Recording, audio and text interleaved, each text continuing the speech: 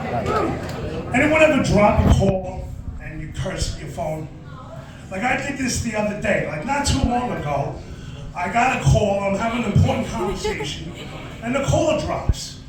And I'm like, fucking shit, effing C. You know, I do this a lot of times. But in my instance, the person was still on the phone. And I said, happened to use effing C, and it was a woman.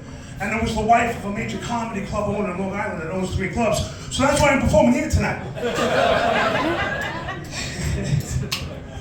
So I got a good joke out of it though. But you know, so I wanted to meet new and interesting people. So I Googled a bunch of 12-step fellowship meetings on Google, and I just decided to hit every single one. So the first one I go to is Marijuana Anonymous. Now there wasn't many interesting people there, but they had the best cookies of all the meetings. So if you want cookies, that's where you go. And the next logical progression, I went to Cocaine Anonymous, which I loved, but they were too paranoid to tell me where the next meeting was. So then I went to Heroin's Anonymous, and I'm a big coffee drinker, and there were no spoons to stir the coffee. So that was out right away. You know, and then I went to Crystal Meth Anonymous, and the cleanest bathrooms you ever saw, but there was nobody there. I went to Overeaters Anonymous. I brought a cake for someone's anniversary. They asked me to leave. Then I went to Codependents Anonymous, and they wouldn't let me leave. I went to Gamblers Anonymous. They gave me 2-to-1 odds I would relapse. So then I went to Sex Anonymous to see if anyone wanted to relapse. And if you go to Masturbators Anonymous, if you go there, don't shake anybody's hand. But I was just thinking about the last joke. I mean, if I was British, maybe I'd still be commenting on those clubs. You know, let's guys say to see what else. Fucking cunt. I dropped my eyeglass case. Fucking cunt. I got a coffee stain on my shirt. You know. So, yeah. So I'm a drug addict in recovery, and I'm single. So, you know, sometimes I go on dates with women. You know, and like, I can see there's something wrong with them, but I let it go. They're like, why are you 42 and you're such a nice guy and you're still single? Well, now that you asked, I smoked crack for 15 years. What's your excuse? You know, I started dating like women in recovery. You know, they're just like other women. But every now and then you get like a surprise that you wouldn't get, you know, dating women that are in recovery. So like I'll be, you know, I'm with a girlfriend in recovery, I'm sleeping. It's like 3 a.m. She tries to wake me up, beat me on my chest. What is it? That's something I gotta tell you. Before I got clean and sober, I used to be a crack whore. I hope you don't hate me. I'd be like, me too, go back to sleep. I got work in the morning. You know? After that didn't work, I tried dating women in mental institutions. You know, but let me think about it. I mean, they have suicidal ideations, all of a sudden dating me doesn't seem like a bad idea. You know, by the time they realize I'm an asshole, the medication's just wearing off. You know, when that stopped working, I said, let me try this Tinder. How many people are on Tinder? Anybody? Okay. I've seen some of you on there, just so you know.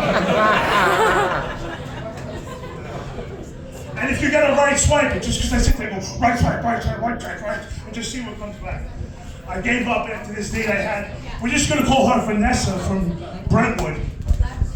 So I'm going to do an impression of Vanessa. You know, so basically we go out on a date. It's gotten hot and heavy. We're making out. And then this is her response. I'm going to do Vanessa.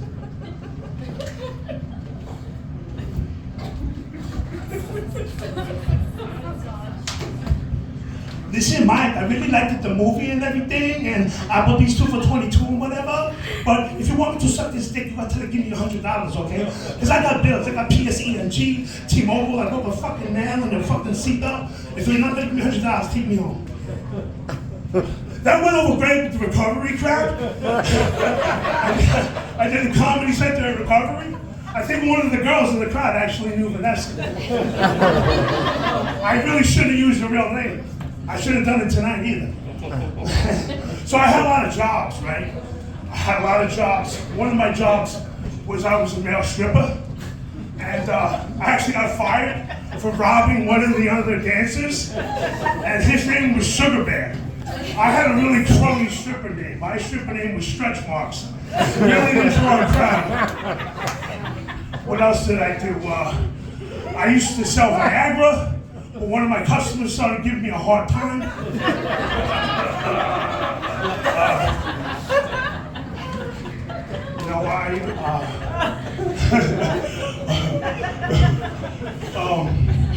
Oh yeah, so I get rejected a lot, right? I get rejected a lot. I do all you can eat sushi. The owner came up to me and said, "That's all you can eat, now get the fuck out."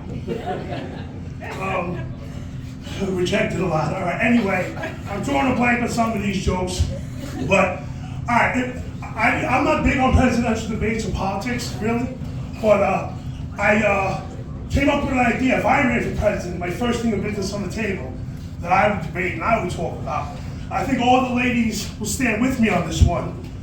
I would abolish all dick pics. I would make them an automatic felony when a man sends a dick pic.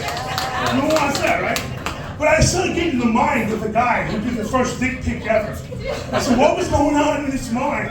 Like, what was his behavior like before camera phones and before Facebook? What did he do then? I could just think about the whole scenario. And this is how I'm gonna end this set. So this is the first guy inventing the dick pic. All right? So, as you see, the male approaches the female, and he's gonna ask her if he can buy her a drink. He'll be Tony. So Tony goes up. "Excuse me, ma'am, can I buy you a drink?" She's like, "Oh, no, thank you. I'm just here chilling with my girlfriends. But thanks anyway." Tony has other plans in mind. "How about now? You want a drink now? You want a drink now?" I mean, think about it, because that's what a dick pic is. You know what I'm saying? It's just on the phone. So, I had a couple other funny job stories and a couple other things, but that'll be it for tonight. That was my finale.